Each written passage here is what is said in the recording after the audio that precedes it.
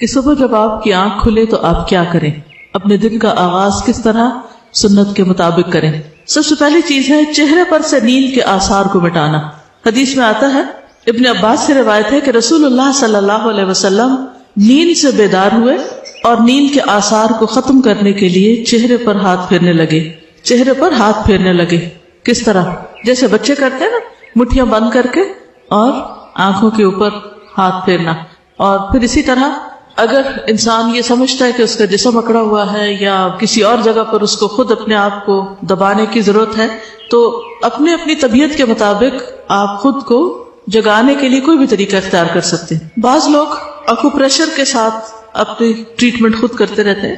اگر کسی بھی طرح آپ کو صبح اٹھنے میں مشکل پیش آتی ہے، کسی بیماری کی وجہ سے، کسی ایسی تھکاوٹ کی وجہ سے کہ ساری رات سونے کے باوجود آپ نہیں جاگ پاتے پراپر طریقے سے، تو اس صورت میں آپ کو ضرور ایسے طریقے سیکھ لینے چاہیے کہ جب اٹھیں آپ تو واقعی فریش ہوں اور دن کا آغاز پراپر طریقے سے کر سکے، کیونکہ جس چیز کا آغاز اچھا نہ ہو اس کا انجام کیا اچھا ہوگا۔ تو اس میں ہمیں بہت کانشیسلی اور بہت توجہ کے ساتھ اپنی اصلاح کے طریقے سوچنے ہیں کہ ہم جب اٹھیں تو ایک تو سنت کے مطابق عمل کریں، اور اس کے علاوہ اگر ہمیں کسی بھی طرح سے ضرورت ہے اپنے علاج کی تو اس پر بھی توجہ دیں۔ سو کر اٹھنے کے بعد ہاتھ وغیرہ دھو لینے چاہیے۔ رسول اللہ صلی اللہ علیہ وسلم نے فرمایا، جب تم میں سے کوئی نیند سے بیدار ہوا تو اپنے ہاتھ کو وضو کے پانی میں ڈالنے سے پہلے دھو لے، اس لیے کہ تم میں سے کوئی یہ نہیں جانتا کہ رات کو اس کا ہاتھ کہاں تھا۔ ابھی تو ٹیپ وغیرہ ہوتی ہے نا، تو ٹیپ کو تو آپ ویسے ہی کھول لیتے ہیں، لیکن جب باقاعدہ کوئی ایسے لوٹے وغیرہ یا ایسی چیزیں نہیں ہوتی تھی، وضو کے لیے پانی لب بھر کے، یعنی اب تو نہیں کہ مگ وغیرہ ہوتے ہیں اس کے ذریعے لوگ پانی نکال لیتے ہیں، لیکن پہلے زمانے میں اور آج بھی بہت سی جگہوں پر ایسے حالات ہیں کہ لوگ ہاتھوں سے ہی پانی لیتے ہیں، تو گندے ہاتھ کو پانی میں نہیں ڈالنا چاہیے۔ پھر اسی طرح ایک اور حدیث میں آتا ہے، حذیفہ رضی اللہ عنہ سے روایت ہے کہ نبی صلی اللہ علیہ وسلم جب رات کو نیند سے بیدار ہوتے تو اپنا منہ مسواک سے صاف کرتے۔ نبی صلی اللہ علیہ وسلم نے فرمایا، جب تم میں سے کوئی نیند سے بیدار ہو اور وضو کرے تو 3 مرتبہ ناک میں پانی ڈال کر جھاڑے، کیونکہ شیطان اس کی ناک کے بانسے میں رات گزارتا ہے۔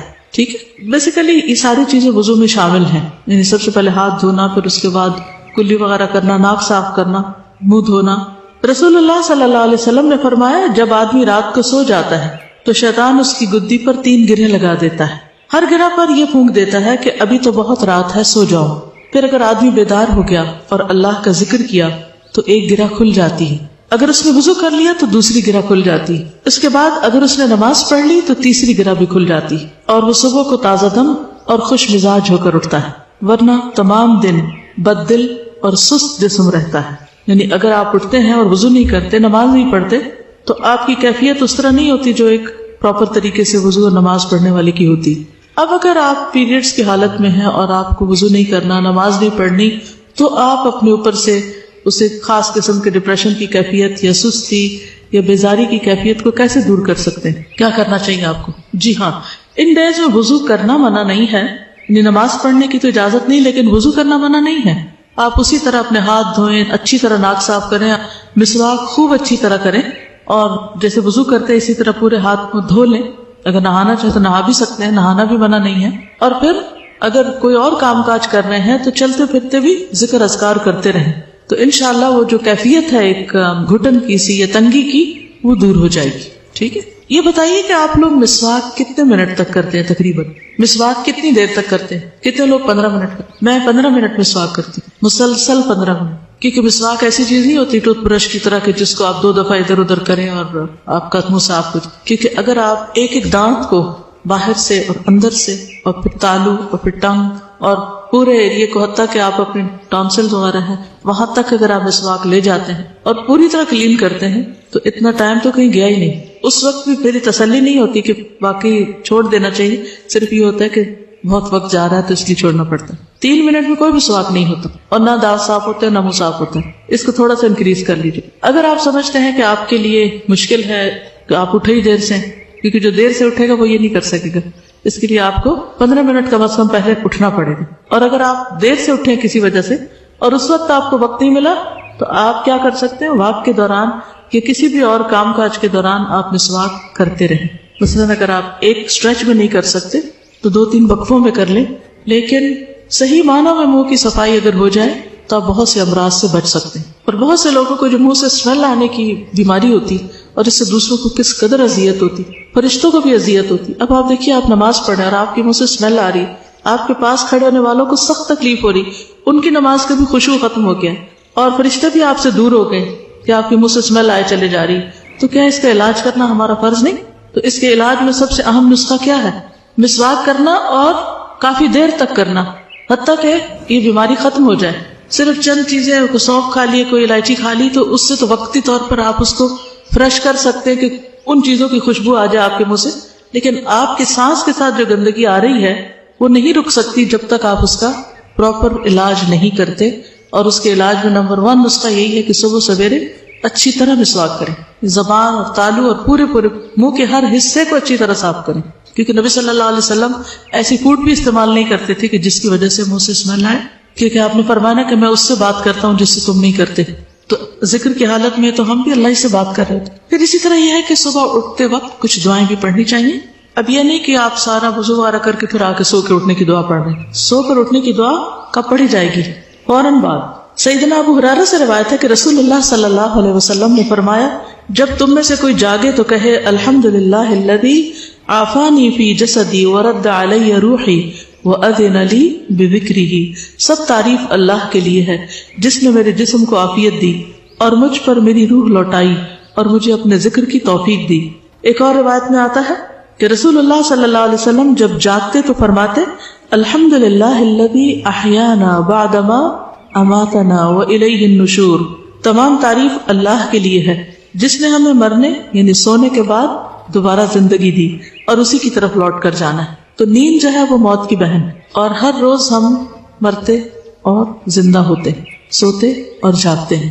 اگر ہم عادت بنا لیں کہ اٹھتے ہی اللہ کا ذکر کرنا ہے تو قیامت کے دن جب اٹھیں گے تو زبان پر کیا ہوگا؟ پھر اللہ ہی کا ذکر ہوگا، اللہ ہی کی طرف دوڑیں گے. تو یہ عادتیں آپ کو دنیا میں بنانی پڑیں گی، اس زندگی میں یہ سب کچھ کرنا پڑے گا، تب آپ اس قابل ہوں گے کہ آپ آخرت میں اللہ کے مقرب یا پسندیدہ بندوں صالحین میں شامل ہو سکیں. بیدار ہونے پر نیند کا غلبہ دور کرنے کے لیے آنکھیں وغیرہ ملنے کے بعد سورۃ آل عمران کی آخری 10 آیات پڑھیے. عبداللہ بن عباس سے روایت ہے کہ انہوں نے نبی صلی اللہ علیہ وسلم کی زوجہ اور اپنی خالہ یعنی وہی ہے زوجہ حضرت میمونہ کے گھر میں ایک رات گزاری. وہ فرماتے ہیں کہ میں تکیے کے عرض کی طرف لیٹ گیا. عرض کس کو کہتے؟ چوڑائی. اور رسول اللہ صلی اللہ علیہ وسلم اور آپ کی اہلیہ نے تکیے کی لمبائی پر آرام فرمایا. رسول اللہ صلی اللہ علیہ وسلم سوتے رہے اور جب آدھی رات گزر گئی یا اس سے کچھ پہلے یا کچھ بعد آپ بیدار ہوئے. یہ کیوں کہہ رہے ہیں کچھ پہلے کچھ بعد؟ کیونکہ اس دور میں گھڑیاں تو تھی نہیں کہ ایگزیکٹ ٹائم دیکھ کے بتاتے. تو آپ نے اپنے ہاتھوں سے نیند کو دور کرنے کے لیے آنکھیں ملی، پھر آپ نے سورۃ آل عمران کی آخری 10 آیتیں تلاوت فرمائیں. کہاں سے شروع ہوتی؟ ان فی خلق السماوات والارض واختلاف اللیل والنہار لآیات لأولی الالباب آخر تک. اسی طرح سو کر اٹھنے پر معوذتین بھی پڑھی جائیں گی. عقبہ بن عامر سے مروی ہے کہ نبی صلی اللہ علیہ وسلم نے ان سے فرمایا، کیا میں تمہیں ایسی 2 صورتیں نہ سکھا دوں جو ان تمام صورتوں سے بہتر ہوں جنہیں لوگ پڑھتے ہیں؟ میں نے عرض کیا کیوں نہیں یا رسول اللہ؟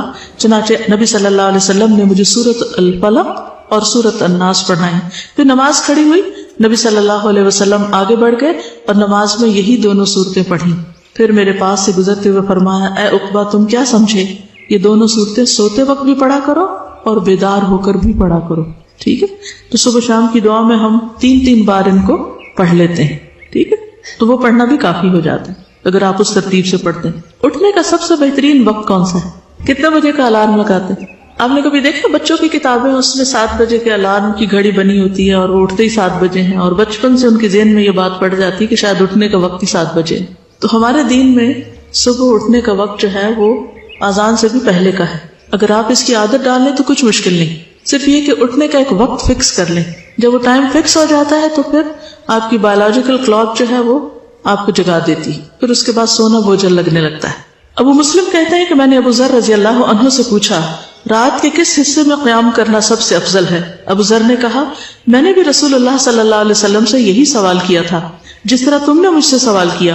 آپ نے فرمایا رات کے پچھلے پہر یا نصف رات میں، لیکن ایسا کرنے والے بہت تھوڑے ہیں. نصف رات کے بعد اٹھنے والے بہت تھوڑے ہیں، اور اس کے بھی آخری حصے میں فجر سے کچھ دیر پہلے ہو جائے تو یہ بھی بہت کم لوگ اٹھتے ہیں. لیکن اٹھنے کا یہ وقت بہت بہترین ہے۔ اس وقت میں اٹھنے والے کا اجر کیا ہے؟